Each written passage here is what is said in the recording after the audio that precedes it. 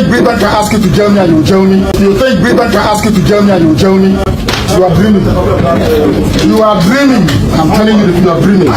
Thank you. I exposed some other things for you. I want you to spend a little time, just few minutes, and listen to this video that Mazi Nnamdi Kanu made some time ago and what he said about the British. Please listen to them. And the British couldn't retain or sustain their colonial presence in Africa because the USA asked them to leave.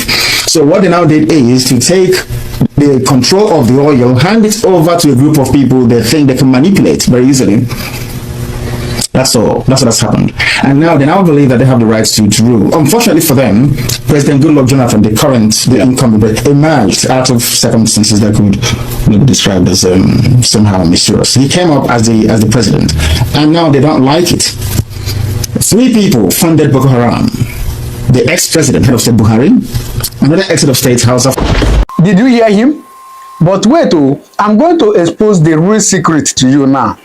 Of course, I don't want to dive into how the British, bought Nigeria, how much they bought Nigeria, even the name they gave Nigeria and how they come about the name Nigeria. I don't want to dive into that. I'm sure some of us, if you have been following me on this channel, I've posted it a couple of times, how British bought Nigeria, how much they bought it, and the name. Nigeria is actually a loyal company. Yes, for them, Nigeria is a company, so it's being managed by some group of people. I don't want to dive into that. But the secret I want to reveal to you now is the secret of how of how Britain is controlling Nigeria. Yes. Please, I beg you. This is one of the educative contents you will see out there on social media. So please, I beg you to listen to this. And then after watching it, you understand what we are talking about.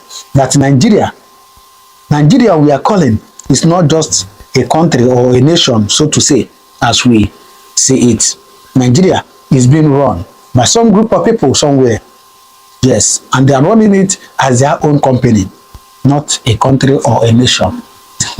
Please listen to this. Operation Python Dance, do you remember it? Yes, it was carried out by the British, executed by Nigerian government. Are you surprised? Let me break it down for you.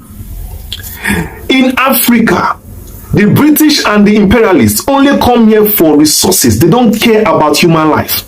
And they don't like people who stand against them. Check anywhere they have gone around the world. Anybody that goes against Western imperialists and their conquests in Africa always dies. Check it. King Jaja of Opobo. Do you remember his story? Do you want to go to Ghana, Kwame Nkrumah? Do you want to go to Lumumba of Congo? Should we go to Nelson Mandela on how he spent all his life and how even his colleagues died from the hand of the British? How the South Africans lost their lives in fighting the British in South Africa, apartheid? Do you want us to go to Kenya? Should we go to Benin Empire? Should we go to, where should we go to? Go to India? Wherever the British has gone to, they will single-handedly pick out those dissenting voices that are talking against them, fighting against them, and they will render them useless. Anyhow they do it, they did it. Even King Jaja of Opobo in Nigeria here, those olden days, it happened to him. The British do not like bold voices. They don't like strong voices. They don't like people who stop them from their exploitations of Africa. They are the ones that came out for Nnamdi Kanu, because in their modern operation now, the way they operate now, they use the locals. They use the fellow black man to commit the offense, hiding behind and supplying all the ammunition they need. Of course, it happened in South Sudan, like the video I released yesterday, when they're using North Sudan to siphon South Sudan. They use North Sudan Muslims against South Sudan Christians, because South Sudan is where the oil is. That is where the whole attraction in Sudan is. And South Sudan did not take it. They fought. But the British know that they cannot fight a direct war again. So they had to use the Sudanese to fight Sudanese. The same way the British used Nigeria to fight Biafra. It was actually the British that were fighting Biafra, not Nigeria. Mark it very well. Nnamdi Kanu is a leech to the British government, oh, not even Nigerian government. I will still talk about the Royal Niger Company that owns Nigeria, that actually sold it to the British. And let me tell you, I will give you a topic on that next. Because this country is owned by the British. It's owned by them. Till today, oh. So whatever Nnamdi Kanu is doing, he is doing to the British, not Nigeria. Because Nigeria, the British handed over Nigeria to the North. So the North is holding it brief for the British, who are pulling the strings like a puppeteer behind the scenes. Don't you get it? So whatever you see happen to Nnamdi Kanu be executed by the British, whether it was his extraordinary rendition from Kenya, whether it is this, he was Python dance, it is the British.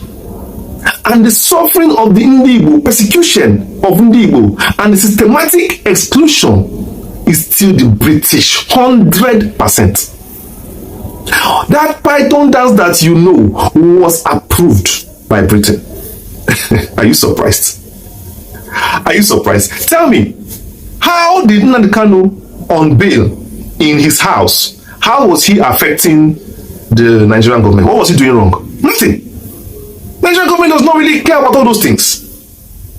But the British know that keeping Nnamdi Kanu alive is keeping Biafra alive. They don't want to hear that, even till today. How Nnamdi Kanu escaped from that house till today took a higher power to do it. And we all know the higher power who did it. We know. Who is keeping Nnamdi Kanu alive today is still that higher power who have stamped their big foot and say, this man's life will not be touched. Suffer him as you like, but his life will not be touched. Britain planned to exterminate Nnamdi Kanu on that fateful day in his house, but they did not succeed. Because, of course, you know, the British cannot come by themselves and do it. They cannot put boots on ground. But that action they took, did they ever condemn it? Have you seen Britain come out and say, we condemn the attempt on Nnamdi Kanu's life? Did you see them? I'm asking you, did you? Did you see Britain do that? No. Even till today, they don't even say anything against his case. They don't even come to his court. And of course, you know he is a British citizen. But Britain has abandoned him because they want him dead. They are even surprised why he is still alive after everything they have done to take him out of this world. So that Python dance was carried out, executed by Nigeria on behalf of the parent company, the owner of Nigeria, which is the British government. That government called Britain government has really done enough damage in Africa. I think people look at the French, you know, enough, but the French and the British, they are all the same. They are all the same. They are all the same. Nnamdi Kanu is alive today because of the grace of God in his life. He is not meant to be alive. You can see his parents are already dead. You never can tell the kind of poison they even came into that house with. You never can tell what they came to do. You can tell by the amount of lives that were lost that day in Python dance. The 28 people that killed in his house. They did not come to arrest Nnamdi Kanu. They came to end his life. So wherever you're watching me around the world, I want you to know this story and keep it between your fingertips so that you will know that the battle is actually bigger than you see. Southern Sudan got their independence because they stood together. They were suffering the same thing in the hands of the British. They suffered persecution, and that is one evil thing about Britain. They see Africans as apes, as monkeys. I'm telling you, even those in Nigeria that are feeling that Nigeria is in their hand, Northerners, Yorubas, let me tell all of you are monkeys in the eye of the West. You are nothing more than the color of your skin. They don't see beyond the color. They don't see beyond the color of your skin and what is in the ground in your country. They are ready to level everywhere in Africa to take oil and gold and silver. They don't care about you. They don't care about human life or Africans. That is why it's only Africa that will save Africans. Africa for Africans. And I commend the Kenyan government for, granting visas, free visas to every African in the African continent. Visa on arrival. They've waived away visas. They've waived away anything. Just enter the plane and go to Kenya. That is what a country should be doing.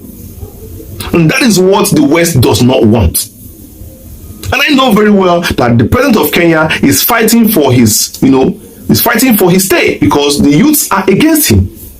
So he's ready to do anything to make sure that he wins the support of Africa during this time he is facing tribulations. And what a wonderful way to do it, by opening the country for all to come in. Africa should not have borders.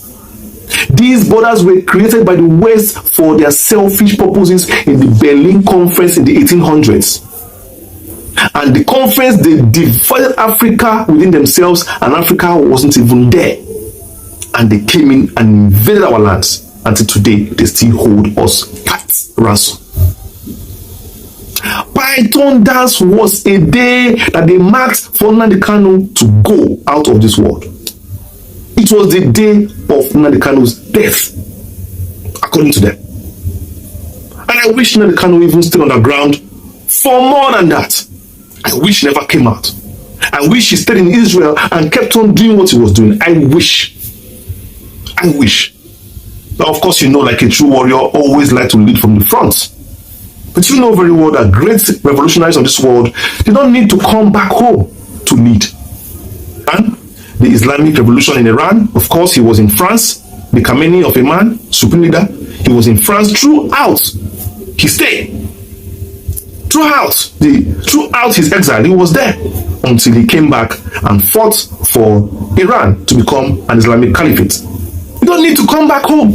All you need to do is do your job. Keep raising awareness. Keep fighting for the cause.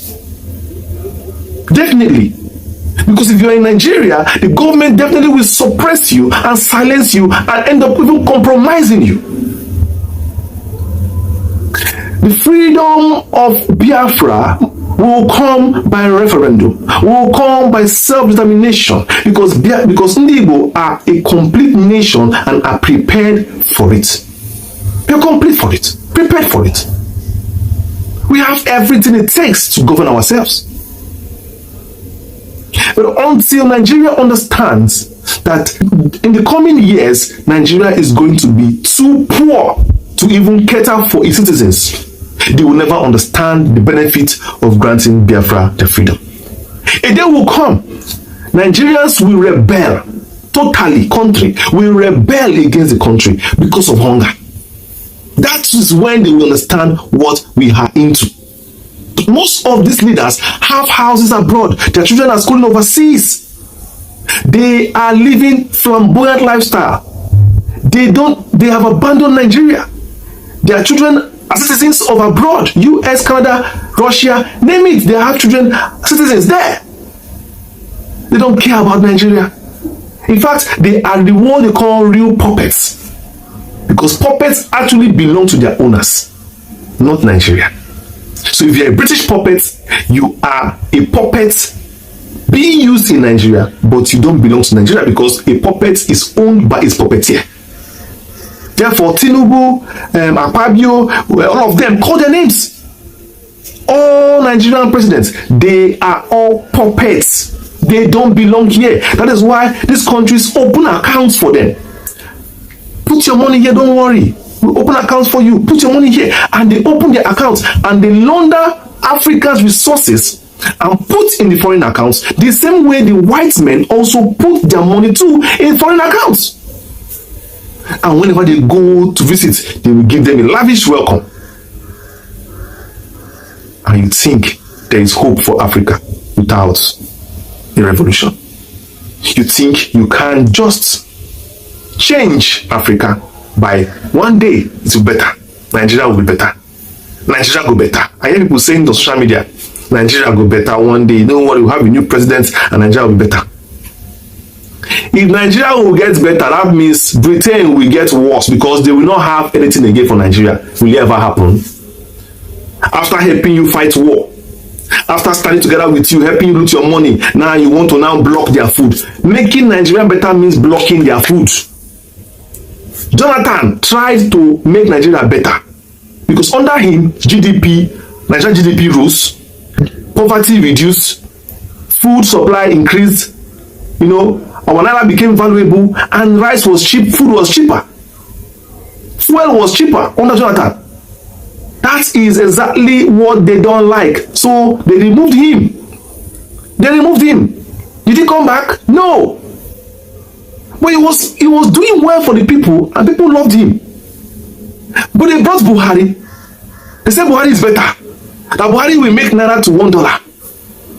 Okay, the funny man came in, did not do well. People don't like him. The people that put him there, they never come and say, hey, yeah, sorry, we didn't know that this man is going to be bad like this, so we are sorry for bringing someone back to you. Did you hear them complain? They never complain, because as we are smiling, they are angry. And as we are angry, they are smiling. So when Buhari came, we were angry. We were suffering. That was when they were enjoying. Understand this. Don't get it twisted. Don't get it twisted. Don't misunderstand these things. Our happiness is their pain. Like this, you sing, as it dey sweet us, it dey pain them. As it dey pain them, it dey sweet us. That is how it is.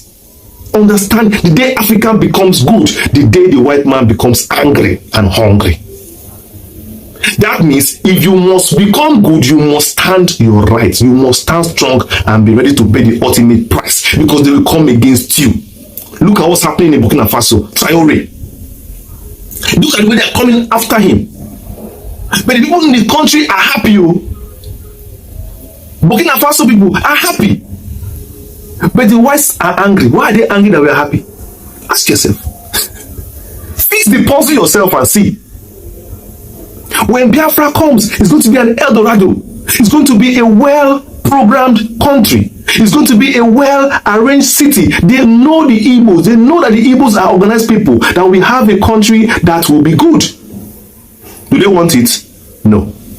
When you have a people who are united in culture, language, tribe, and religion, Britain will want to add another one that is different from them and merge. They don't want a country that can stand united. No. So when you are a particular country, a nation of its own, like Yoruba nation, Hausa nation, or Igbo nation, they don't want those nations to be like that. No.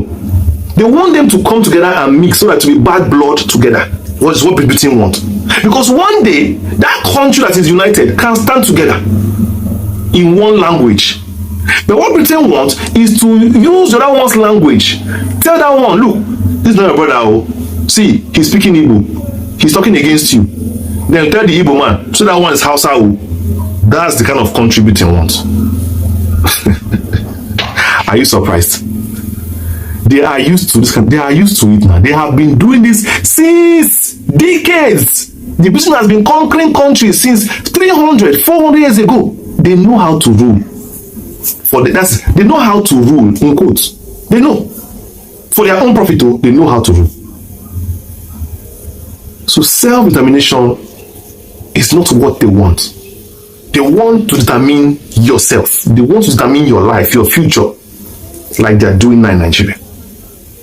That we are in this country today suffering like this is the British, is the West. That we change tomorrow is still going to be us that wake up. If Nigeria is not okay, they divide it. Every nation goes alone. This Nigeria is 3 nations living together. And the British are having a field time, because we are not united. Igbo wants to go. It's time to let the Igbo go. Release Nnamdi Kanu. Let him come back to his family. Release Nnamdi Kanu. Let him go back to his family. Let the Igbo go. If Nigeria is not working, let's divide it. Please, let's divide it. It's no use. There is no future. There is no future continuing like this. There is no future. Bola Tinubu has come now and carries his own cartel and come. No need. Let's not pretend. There is nothing to save in Nigeria. Since how many years? The same story. What is the point? Thank God for the life of Mazi Nnamdi Kanu. The plan was to kill him, but he's still alive. Glory to God. Keep that one alive. Whoever it is, if it is the Israelis keeping him alive, thank you very much. I appreciate it. To all my supporters around the world watching me from all the countries of the universe, I respect, I greet all of you. Let us mount for Mazen and the Kano. Keep praying, keep fasting for the great man who has laid his life for all of us so that we can be alive today. He is really a man of honor. People say, oh, but it's been 4 years and Trump hasn't given you Biafra. I say, because some of you are very dumb. You don't understand the dynamics of international politics. You know nothing about international relations. You have no idea. After all, people don't go to school in the zoo. What they go to is glorified ignorance centers. They call them universities. The ignorance centers, you go there to learn how to become ignorant. Trump cannot do anything for Biafra without USA Africa Dex, the policymakers, writing a report or memo saying time is now right to do XYZ. The whole world was against Southern Sudan when they started. Southern Sudan fought a war for 30 years and today they're independent. When Eritrea started, people were against them. Why did you pick up arms? Why are you fighting? Today Eritrea is free. These are the things that our people don't understand. They have no brain, they have no clue, they don't understand what is going on. Until the State Department in America writes and says to Trump, something is wrong in Nigeria, Trump will do nothing. And mind you that Nigeria belongs to Britain.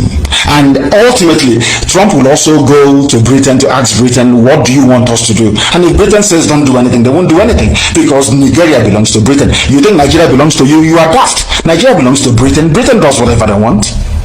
Don't you know that? Britain never touched Islam when they came.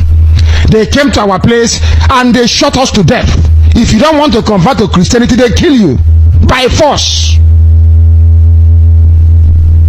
As they say very crudely, by force or by fire. They say, you must be a Christian. They killed us. Frederick Lugard beheaded almost over 90 clan chiefs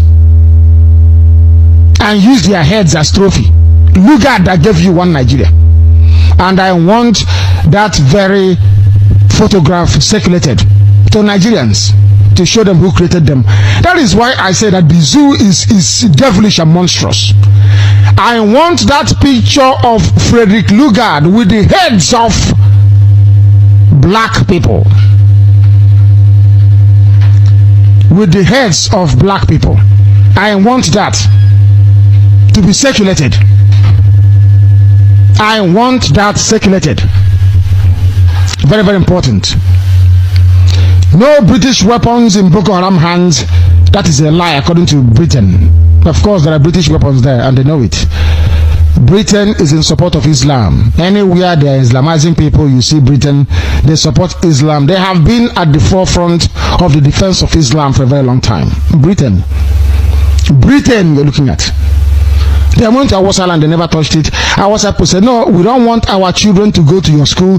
This Boko Haram, no to Western education, it started since all time immemorial. When they went there, Awasa said, Boko Haram, we don't want your education. Britain said, okay, there is no problem. Can you look after this oil for us? Awasa said, yes. Britain said, okay, we are going to hand over these people to you. Biafra, we'll give Biafra to you. Already you have taken Yoruba. Yoruba is Akamo. They are nothing. They are not strong.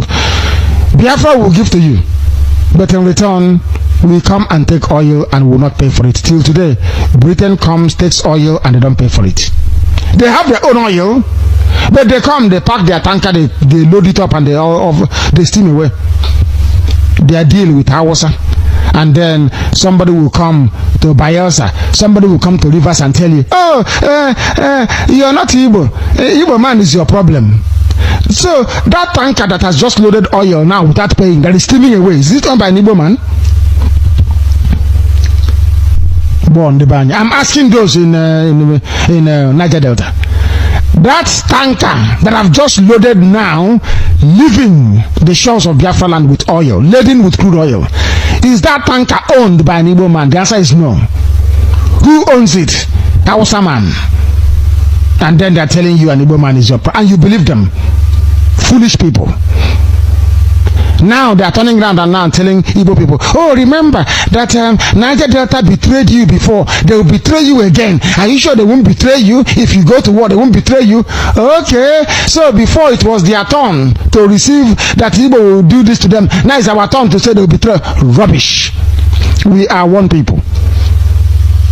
You have been lying to us and lying and lying and lying because of your preponderance. Media preponderance. There is this saying that Nigerians and Indians were both colonized by the British. But the Indians rejected the British culture. They rejected the British religion. They rejected the British food. They rejected the British way of doing things and hold on to the British technology. You know, and then we have the Nigerians, that is us Africans, accepted the British culture, the British dress code, the British food, the British every religion, and rejected the British technology. We were colonized to believe that because you speak a perfect English, therefore you are intelligent. But how many perfect English speakers among us invented anything? Okay. How many PhDs who congregate at Capellos and all of those places every evening and drinking and tell you how they got their PhD from Harvard and so forth? You have a PhD in engineering and an illiterate priest from Malawi come and spread a doom on you. People are having a PhD in engineering. Their grandmothers are busy drinking water with goats. They can't make water reticulation machine. Yet the PhD is a level of doctorate, is a level of invention now. You have passed theory to the level of practice. Now, how many of our English-speaking PhDs holders invented anything? are effective in our community?